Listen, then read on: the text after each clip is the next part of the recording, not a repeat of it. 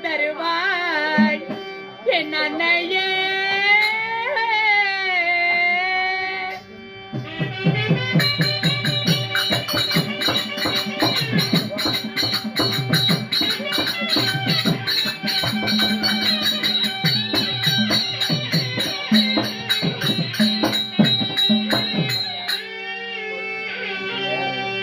மன்னவர்களைத்த செய்தி மங்கை நான் காதல் கேட்டி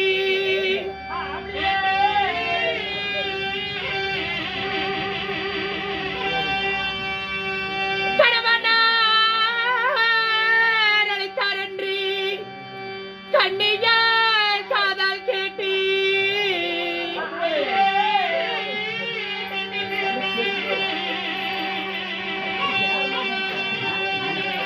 என் மன்னவர் பாதம் காண நான் மங்கையால் பான்மதி சபையேகினே.